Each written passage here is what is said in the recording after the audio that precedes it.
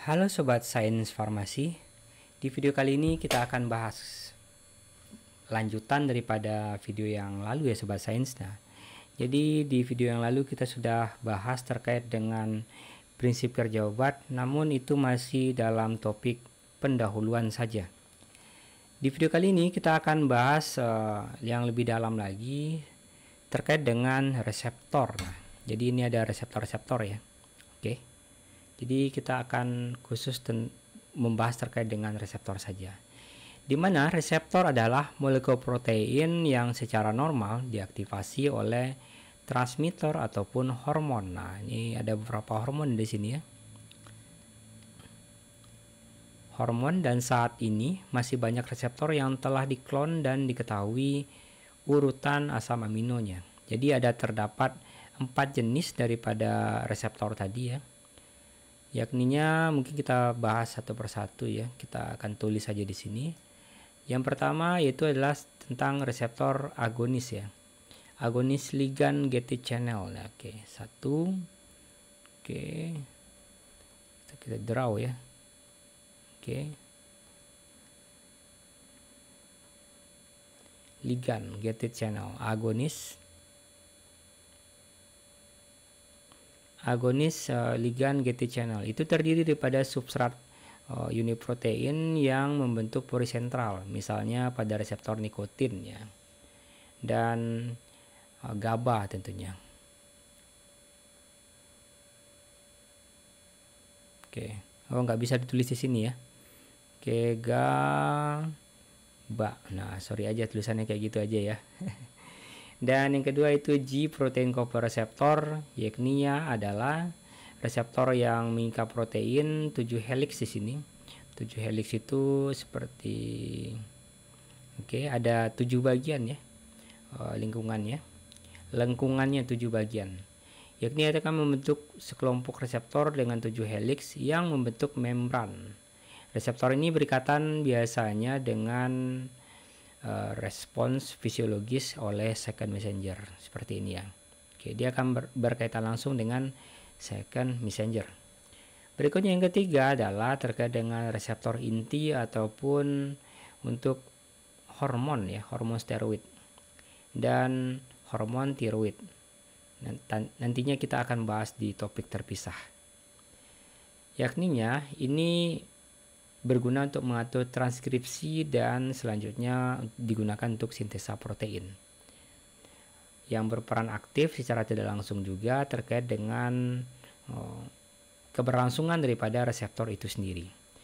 Dan yang terakhir adalah terkait dengan reseptor kinase linked reseptor. Nah, jadi pada reseptor kinase ini adalah reseptor permukaan yang biasanya terdiri daripada aktivitas tirosin kinase intrinsik, yang termasuk reseptor ini adalah reseptor insulin, sitokin, dan faktor-faktor pertumbuhan. Nah, itu 4 jenis macam-macam daripada reseptor ya. Itu bagian yang dasar saja. Kalau kita mau bahas reseptor lagi, mungkin kita akan bahas lebih detailnya lagi di bagian yang lainnya tentunya. Berikutnya terkait dengan zat transmitter. Nah, zat transmitter adalah zat kimia yang dilepaskan dari ujung saraf kemudian akan berdifusi sepanjang celah sinap ya. Oke, seperti ini. Sepanjang celah sinap dan kemudian dia akan terikat pada reseptor. Oke, ini contohnya reseptornya ya. Oke. Kalau dia lengket di sini dia akan menimbulkan efek ya. Kalau dia cuma nyantol doang di sini ya, nyantol doang dan tidak mengakibatkan apapun, hanya memblokade saja, itu sifatnya seperti halnya antagonis tadi. Ikatan ini akan mengaktifasi reseptor dan mengubah konformasinya dan akan memicu serangkaian peristiwa pasca sinap yang akan menghasilkan efek, sebagai contohnya efek obat yang diharapkan ataupun yang tidak diharapkan sama sekali.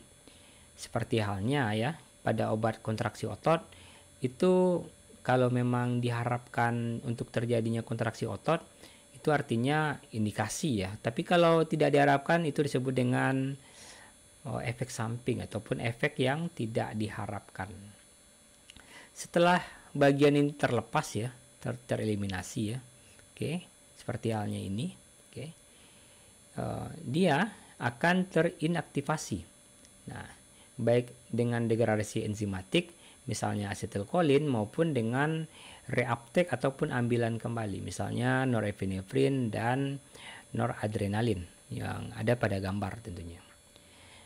Banyak obat bekerja dengan cara mengurangi ataupun memperkuat transmisi yang ada di sinap ini. Jadi obat-obat ini bekerja di sini ya, oke. Seperti halnya ini, oke.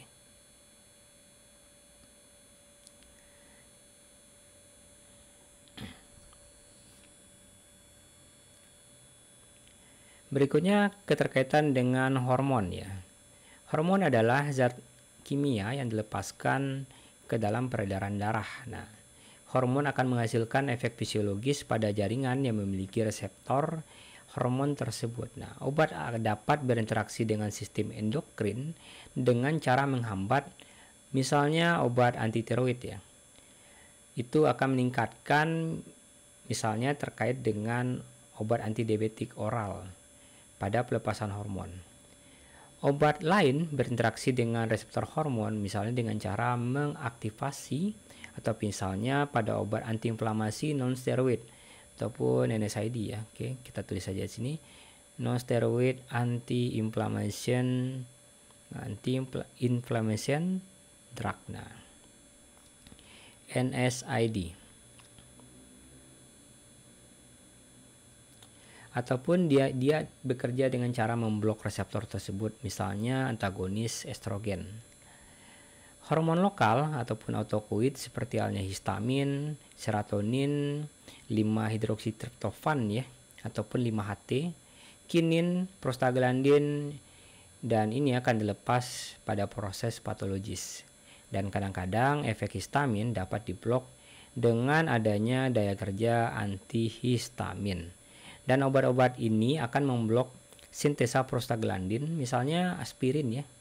Aspirin yang bekerja dengan cara memblokade sintesa daripada prostaglandin. Dan ini mirip-mirip dengan daya kerja ini ya, daya kerja NSAID tadi. Di mana itu merintangi COX-2 di situ, COX-2. Ini secara luas digunakan sebagai obat antiinflamasi. Jadi kalau untuk antiinflamasi itu ada 2 tipe ya sobat sains. Nah, ada steroid anti-inflammation drug, ada non-steroid anti-inflammation drug. Oke sobat sains, itu adalah bahasan terkait dengan reseptor, zat transmitter, dan hormon. Dan masih pada topik prinsip kerja obat secara dasar. Oke sobat sains, next step kita akan bahas terkait dengan sistem transport.